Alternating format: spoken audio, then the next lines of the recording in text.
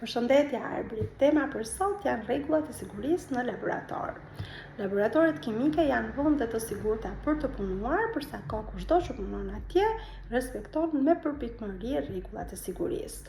Do t'japim disa rregulla për sigurinë në laborator. Sigurohuni që t'i dini, t'i kuptoni dhe t'i zbatoni ato siç duhet. Mos u fusni asnjëherë në laborator pa lejen e mësuesit. Asnjëherë mos vraponi apo mos bëni lojra në laborator, sepse pa dashje mund të thyeni diçka, ajo mund të ketë një lëndë që mund të jetë e rrezikshme dhe mund t'ju dëmtojë. Asnjëherë mos bëni eksperimente pa miratimin e mësuesit. Para fillimit të eksperimentit duhet të pastroni vendin e punës, largoni çantat, stolat, xhaketat nga vendi i punës, në mënyrë që të mos ju pengojë gjatë eksperimentit. Ato që kanë flokë gjatë mirë t'i mbledhin, në mënyrë që mos t'i pengojë gjatë punës. Para se të filloni një eksperiment, siguroni që e keni kuptuar të gjitha udhëzimet ashtu siç duhet. Kur shlirohen nxehtësi ose avuj të substancave kimike, mirë është të përdoren syzet mbrojtëse, në mënyrë që të mos na dëmtohen syt nga spërklat apo nga avujt. Gjithmonë mirë është të përdoren sasi të vogla të substancave kimike, sepse duke përdorur sasi të vogla, edhe nëse ndodh ndonjë incident ose ndonjë problematik, është më lehtësisht e menaxhueshme kur kemi të bëjmë me sasi të vogla sesa me sasi më të mëdha. Kur ngrojmë një provës, kemi kujdes mos ta drejtojmë grykën nga vetja apo nga të tjerët, sepse mund të ketë spërkla ose kështu që mund të na dëmtojnë. Nëse ju ndodh në incident gjatë punës, është mirë që të njoftohet në mënyrë që të parandalohet diçka tjetër pak më e rëndë. Kujdes tek çdo gjë që bëni, nëse nuk jeni të sigurt për atë që po bëni, më mirë ndaloni punën dhe pyesni, kur të siguroheni, pastaj vazhdoni eksperimentin.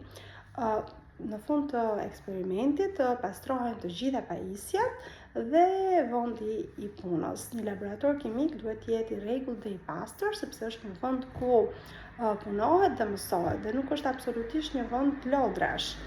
Të mos respektosh rregullat e sigurisë në laborator, jo vetëm që është në rrezik, por është e rrezikshme dhe jo shkencore. Simbolet që tregojnë rrezik. Substancat që përdoren në laborator janë të sigurta në përdorim për sa kohë ato përdoren ashtu siç duhet sipas rregullave të përcaktuara. Kemi disa etiketa në libër. Një është për lëndët gërryese. Substanca mund të shkaktojë djegje dhe shkatërrim të lëkurës. Kështu që kur ta përdorim duhet të tregojmë kujdes të madh. Për substancat shpërthyese, një bombë që shpërten, duhet kemi kujdes sepse ajo mund të shpërtejë nëse ekspozohet ndaj një flake apo përplaset, goditet diku, ajo mund të shpërtejë dhe mund të na djegë, mund të na dëmtojë. Simboli i flakës tregon për lëndët e djegshme. Substancat të cilat marrin flak me lehtësi kur janë në kontakt me ajrin.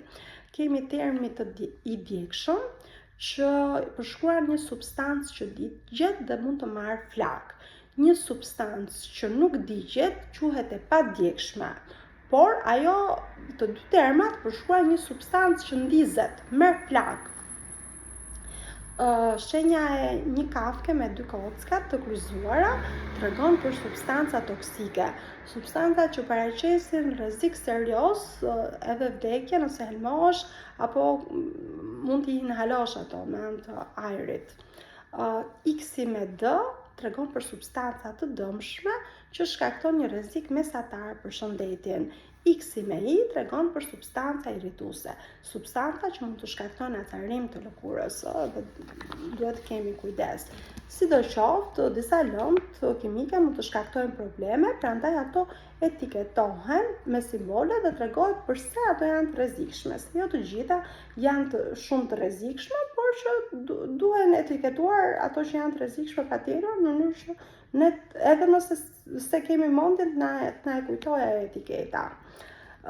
Për sa i përket eksperimenteve.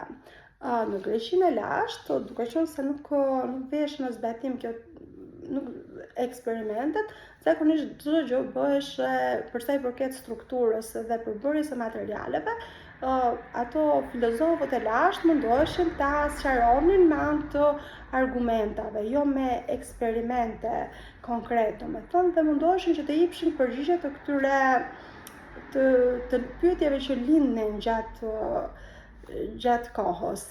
Shkencëtarët kanë qenë pikërisht ata që me anë të eksperimenteve dhe vërtetimeve praktike kanë dhënë një sqarim dhe një shpjegim më të mirë të natyrës së substancave. Tani, për sa i përket përshkrimit të eksperimenteve, kimistët gjithmonë duhet t'i planifikojnë me kujdes eksperimentet e tyre dhe t'i mbrojtojnë ato me kujdes. Duhet të përdorin metoda shkencore për të zgjidhur problemet në kimi. Shumica e eksperimenteve përfshin disa hapa dhe ato duhet të shpjegohen kur përshkruhet eksperimenti. I pari është qëllimi, cili përshkruan pse po e bën,